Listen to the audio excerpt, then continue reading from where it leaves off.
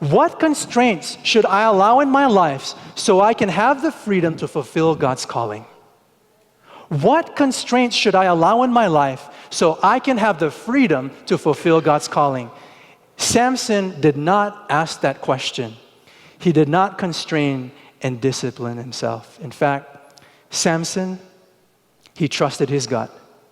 He becomes a law unto himself. He frees himself from all moral constraint. And what happens? What's the result?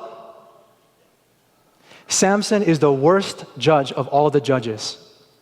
His self-reliance robbed him of the freedom to fulfill his calling. Lesson number 1, don't squander your calling. Lesson number 2, don't trust your gut. Lesson number 3 is found at the end of his life. You know, Samson, he wrecked his life. He lived a reckless life, and he wrecked his life.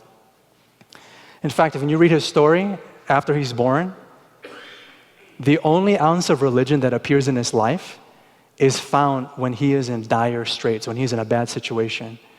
For example, if you jump to Judges chapter 15, you'll hear him cry out to God in verse 18, Judges 15:18, and he was very thirsty, and he called upon the Lord and said, "You have granted this great salvation by the hand of your servant, and shall I now die of thirst and fall into the hands of the uncircumcised?" And then look at verse 19. And God split open the hollow place that is at Lehi, and water came out from it. The time when he was thirsty and desperate was the time he called out to God, and God still blessed him. Thank God for God's grace. And the only other time is at the end of his life. He's tricked by Delilah, you know the story. 3 times he's fooled, he fools her, but finally she gets her chance on the 4th time. Samson goes to sleep on her lap.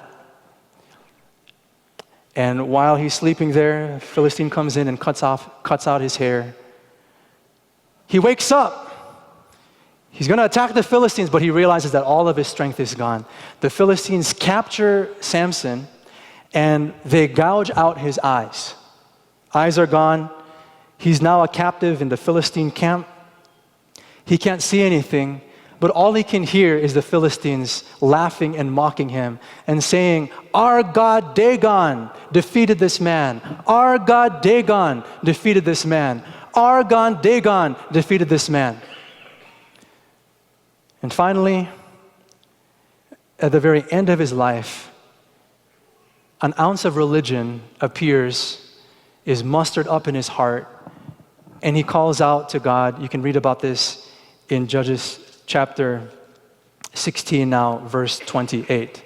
Notice Judges 16:28. Then Samson called to the Lord and said, "O Lord God, please remember me and please strengthen me only this once, O God, that I may be avenged on the Philistines for my 2 eyes." And Samson grasped the 2 middle pillars on which the house rested, and he leaned his weight against them, his right hand on the one and his left hand on the other. And then verse 30, and Samson said, "Let me die with the Philistines."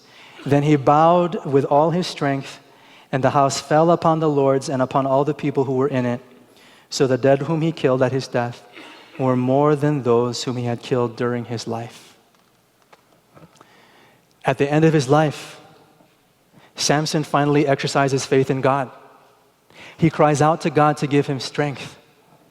Finally, he trusts God. It was when he lost his vision. It was when he lost his vision that he began to see.